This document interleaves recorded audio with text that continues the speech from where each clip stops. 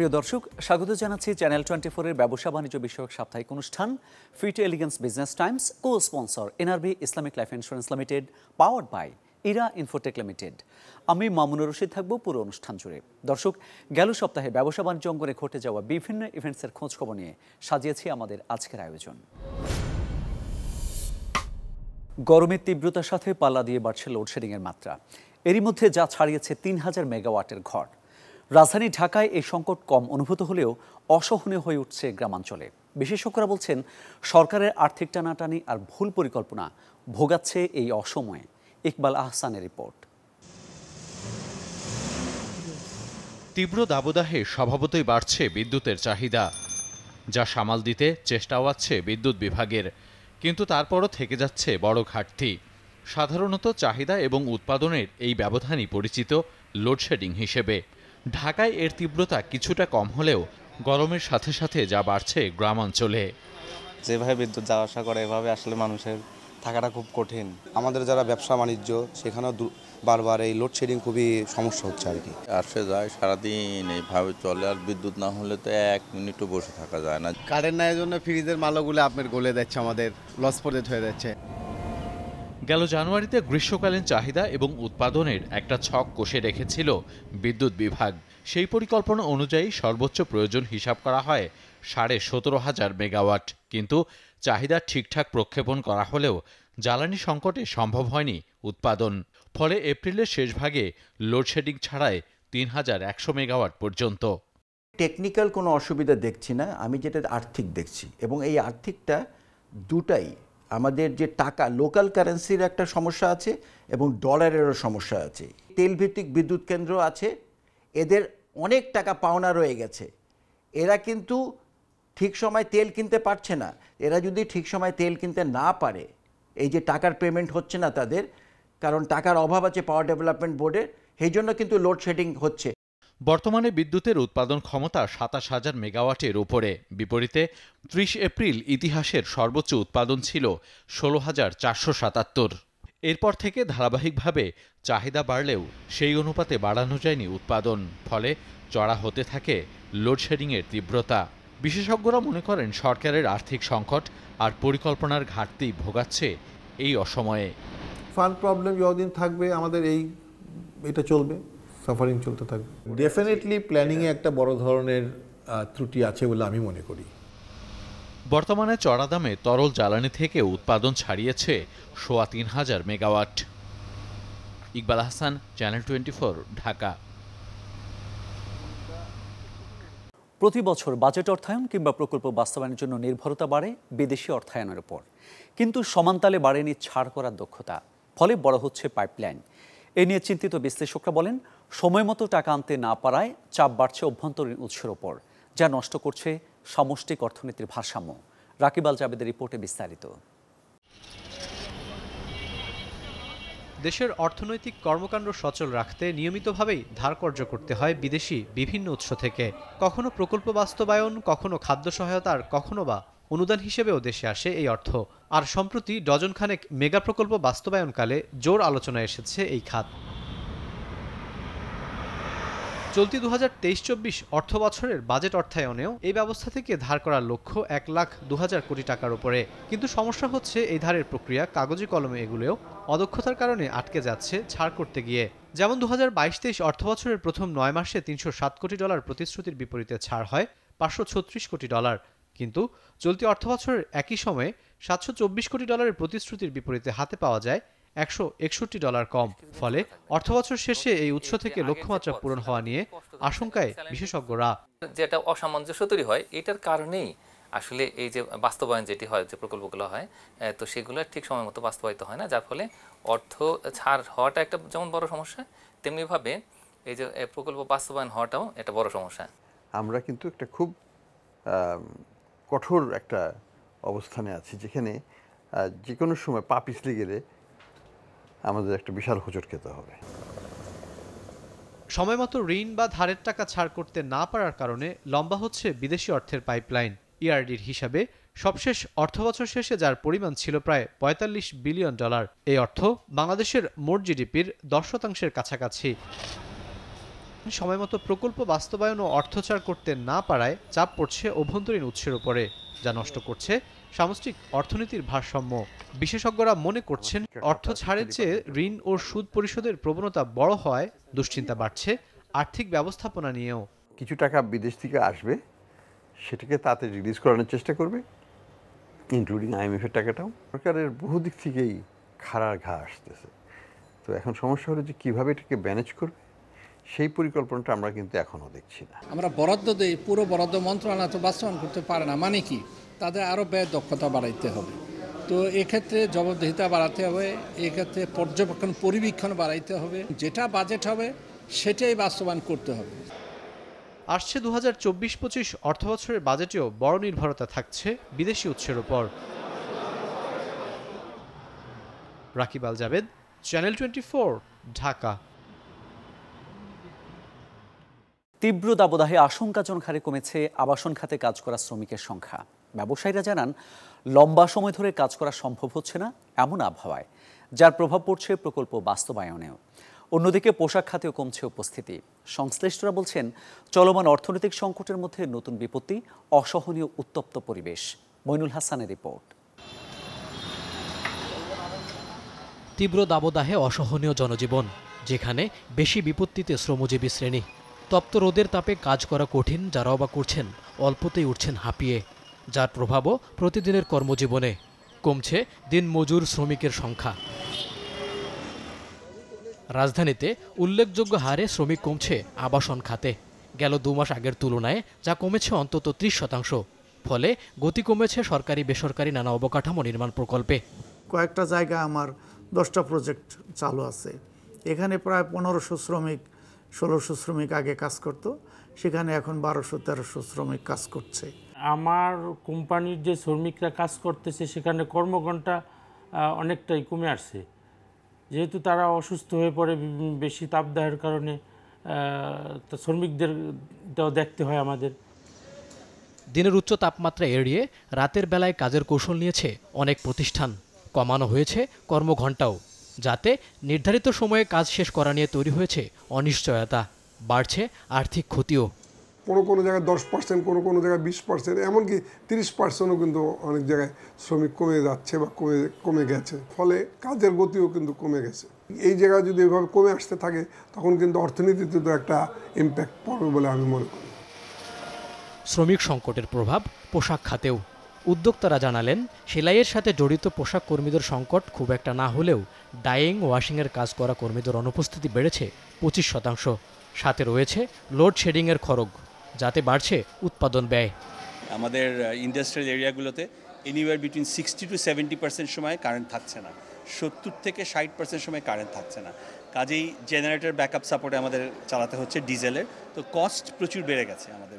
Shift management একটা approach আমরা নিয়েছি, যে গরমের সময়টা আমরা হয়তো বা 3-4 ঘন্টা রেস্ট দিয়ে ওটা আমরা রাতে যখন গরমটা কমে আসে তখন প্রোডাকশনটা বাড়ানোর চেষ্টা করা হচ্ছে।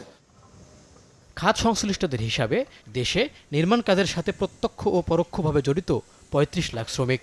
পোশাক খাতে এই সংখ্যাটি প্রায় 60 লাখ। মইনুল হাসান, চ্যানেল 24, ঢাকা। জনসংখ্যার ঘাটতি ও প্রযুক্তিগত দক্ষতা না থাকায় 75% নিয়োগকর্তা চাহিদা অনুযায়ী কর্মী নিয়োগ করতে পারছেন না ইউরোপে, যে সংখ্যা ক্রমবর্ধমান হারে বেড়েই চলেছে। নাদিয়া ইসলাম তুলি রিপোর্ট। ভারী শিল্পসহ নানা উৎপাদনে বিশ্বে একসময় একচ্ছত্র আধিপত্য দেখিয়েছিল ইউরোপ। যুদ্ধ এবং নানা ভূরাজনৈতিক মারপ্যাচে এক প্রকার কোণঠাসা এই মহাদেশটি। মিলছে না যোগ্য শ্রমিক, তাই চাপ পড়েছে উৎপাদন খাতে। ইউরোপের গণমাধ্যম বলছে 2023 সালে 21টি ইউরোপীয় দেশের প্রায় 75% নিয়োগকর্তা তাদের চাহিদা অনুযায়ী আবেদনকারী খুঁজে পাননি। সঠিক কর্মদক্ষতা ও ডিগ্রি না থাকায় চাকরি দেওয়াটাই এখন বড় চ্যালেঞ্জ। ম্যানপাওয়ার গ্রুপের এক প্রতিবেদনে জানানো হয়, 2018 সালে দক্ষ কর্মী সংকট 42% হলেও গত 5 বছরে 33% বেড়ে দাঁড়িয়েছে 79%। তথ্য বলছে, গেল 1 দশকে 5 মিলিয়ন দক্ষ শ্রমিক হারিয়েছে ইইউ। 2021 সালে যা ছিল 264 মিলিয়নে। ধারণা করা হচ্ছে 2050-এর মধ্যে 35 মিলিয়ন জনবল হারাবে প্রতিষ্ঠানগুলো। মূলত 21টি ইউরোপীয় দেশে 75% নিয়োগকর্তারা সংকটের কথা জানালেও শুধুমাত্র ফিনল্যান্ডে এ হার 59, আর জার্মানি ও গ্রিসে 82%। দক্ষ জনসংখ্যা ঘাটতি, প্রযুক্তিগত উন্নয়নের সাথে দক্ষতা অর্জনের চাহিদা পূরণ না হওয়ায় বাড়ছে এই সংকট, যার আঘাত এসেছে এসএমই খাতেও। আর এরই মধ্যে প্রযুক্তিগত প্রশিক্ষণের অভাবে 42% ছোট বড় প্রতিষ্ঠান তাদের চাহিদা অনুযায়ী ল্যাব কর্মী, মেকানিক্স ও বিক্রয় কর্মী খুঁজে ফিরছেন। নাদিয়া ইসলাম তুলি, চ্যানেল 24। প্রিয় দর্শক, ফিটেলিগেন্স Business Times co sponsor NRB Islamic Life Insurance Limited, powered by Era Infotech Limited. সময় হলো একটা বিরতির, আমাদের সঙ্গেই থাকুন।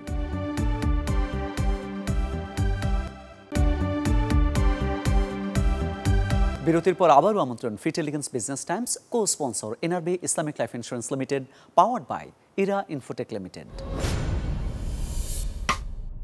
গৌরবময় সাফল্যের 40 বছর উদযাপন করেছে ন্যাশনাল লাইফ ইন্স্যুরেন্স কোম্পানি।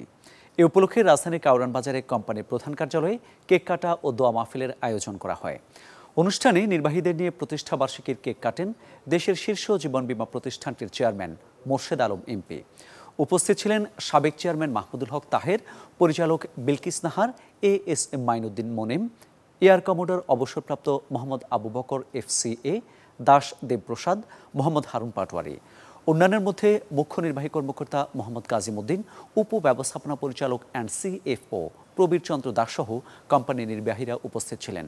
সর্বোচ্চ বীমা দাবি পরিশোধের জন্য 2023 ও 2024 সালে পরপর 2বার জাতীয় সম্মাননা পায় প্রতিষ্ঠানটি।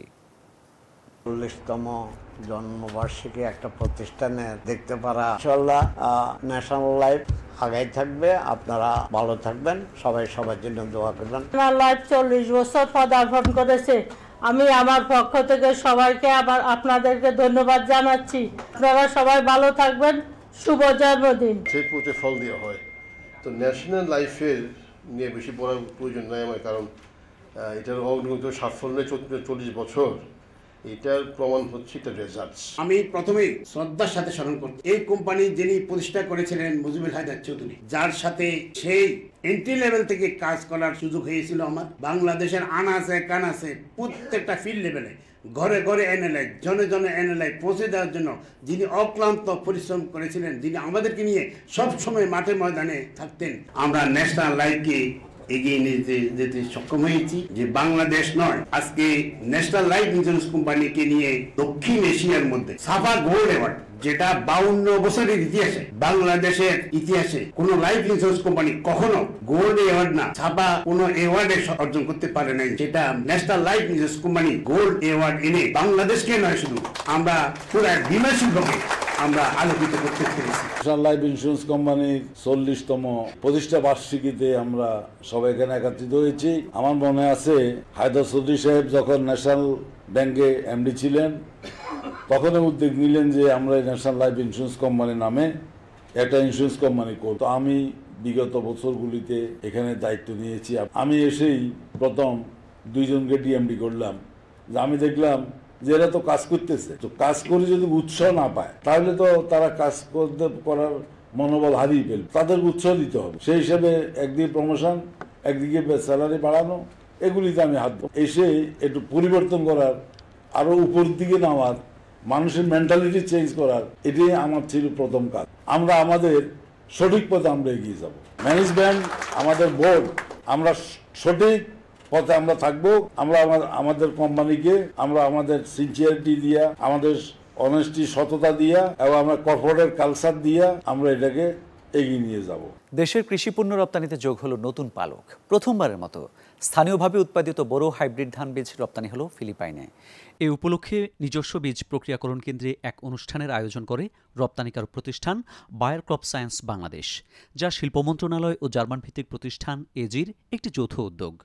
কৃষি মন্ত্রণালয়ের বীজ উইংয়ের মহাপরিচালক বলেন, নিজেদের চাহিদা মিটিয়ে ধান বীজ রপ্তানি দেশের জন্য সত্যিই আনন্দের। আর সক্ষমতা অর্জনের পর কৃষকদের সহায়তায় আরও নতুন নতুন প্রযুক্তি নিয়ে আসার প্রত্যয় জানান বায়ারের ব্যবস্থাপনা পরিচালক। দেশের খাদ্য নিরাপত্তা নিশ্চিতে গেল 4 দশক ধরে কৃষিখাতে প্রযুক্তির ব্যবহার সহ সব ধরনের সেবা দিয়ে আসছে এই বৈশ্বিক উদ্যোগ। আমাদের দেশে যদি আমরা বীজ উৎপাদন করি, উদ্বৃত্ত বীজ, আমাদের কোনো ঘাটতি না করি, দেশের ফসলের ফলনের কোনো ঘাটতি না করে আমরা বিদেশে রপ্তানি করতে পারি, এটা তো আমাদের জন্য ভালো। একটা দেশের বৈদেশিক সুস্থভাবে সুন্দরভাবে চলতে গেলে বৈদেশিক মুদ্রা লাগবে। আমাদের যা বৈদেশিক মুদ্রা আয় হয় আপনারা জানেন, সেটা হলো গার্মেন্টস শিল্প থেকে, আর হলো প্রবাসী যা ভাইয়েরা যারা আছেন তারা ওখান থেকে ইনকাম করে পাঠায়। এই দুইটা হলো আমাদের মেইন। আমাদের তো আর বড় বড় যুদ্ধ জাহাজ, বিমান রপ্তানি করার সুযোগ আমাদের নাই, শিল্প ওই ধরনের নাই। ঔষধ শিল্প ভালো। তো এখানে যদি আমরা ধান বীজ উৎপাদন দিয়ে আমরা লাভবান হতে পারি, আমাদের কর্মসংস্থানের সৃষ্টি হয়, এটা তো অবশ্যই প্রশংসার যোগ্য। তো আপনারা কাজ চালিয়ে যান। আপনারা, আমাদের একটাই লক্ষ্য, একটাই কথা আবার রিপিট, সেটা হলো আমাদের দেশের বীজের কোনো যাতে ঘাটতি না হয়। হ্যাঁ, দুইটা ডলার পাবো বলে আমার দেশের উৎপাদনের বীজ সরবরাহে ঘাটতি সৃষ্টি করে আমি ডলারের জন্য বিদেশে রপ্তানি করবো না। কৃষি প্রধান দেশ, আমাদের কৃষি কোনো সমস্যা না করিয়ে যদি আমরা বীজ রপ্তানি করতে পারি, এটা অবশ্যই আমরা উৎসাহ দেবো। আজকে বায়ার ক্রপ সায়েন্স বাংলাদেশের জন্য একটি ঐতিহাসিক দিন। আজকে আপনারা দেখেছেন সম্মানিত মহাপরিচালক মহোদয়, বীজ অধিদপ্তর, তার মাধ্যমে আমরা বাংলাদেশ থেকে আমাদের উন্নত মানের হাইব্রিড ধান বীজ রপ্তানি কার্যক্রম উদ্বোধন করলাম। প্রাথমিক পর্যায়ে আমরা ফিলিপাইনে একটা উন্নত মানের হাইব্রিড ধান বীজ রপ্তানি দিয়ে শুরু করলাম, এবং এটা একটা অত্যন্ত গুরুত্বপূর্ণ পদক্ষেপ আমাদের জন্য। আপনারা জানেন বায়ার ক্রপ সায়েন্স সারা পৃথিবীতে লাইফ সায়েন্স কোম্পানি হিসেবে স্বীকৃত শীর্ষস্থানীয় কোম্পানি, এবং আমরা প্রায় 165 বছর ধরে সারা বিশ্বে বিভিন্নভাবে কৃষকদের এবং গ্রাহকদের সেবা দিয়ে আসছি। বাংলাদেশের কৃষিতে বীজের চাহিদা এবং বীজের গুরুত্ব অপরিসীম। সেক্ষেত্রে আমরা একটি গবেষণালব্ধ প্রতিষ্ঠান হিসেবে চেষ্টা করে যাচ্ছি উন্নত মানের হাইব্রিড ধান বীজ কীভাবে উৎপাদন করা যায় এবং দেশকে স্বয়ংসম্পূর্ণ করে বিশেষ করে বোরো মৌসুমের হাইব্রিড ধান বীজ বিদেশে রপ্তানি করা যায়। আমরা কৃষি মন্ত্রণালয়ের সঙ্গে আলোচনা করছি এবং আমরা সেই আহ্বান রাখতে চাই যে আমাদেরকে ভবিষ্যতেও যেন লোকাল প্রোডাকশন বা স্থানীয়ভাবে প্রোডাকশনের ক্ষেত্রে যত ধরনের সহায়তা দেওয়ার প্রয়োজন সেই সহায়তাগুলো কৃষি মন্ত্রণালয় আমাদেরকে দেন। সাথে সাথে আমন মৌসুমে হাইব্রিড ধানের চাষের প্রসার বৃদ্ধির জন্য যদি আমদানির প্রয়োজন হয় বা বাজারজাত করার জন্য যেসব সমর্থনের সহযোগিতার প্রয়োজন, সেই সহযোগিতার জন্য আমাদেরকে দেওয়া হয়। দর্শক, এই ছিল আজকের Fit Elegance Business Times, co sponsor NRB Islamic Life Insurance Limited, powered by Era Infotech Limited. দেখা হবে আগামী সপ্তাহে ব্যবসা বাণিজ্যের নতুন খোঁজ খবর নিয়ে। ততক্ষণ ভালো থাকুন, সুস্থ থাকুন, আর চ্যানেল 24-এর সঙ্গেই থাকুন।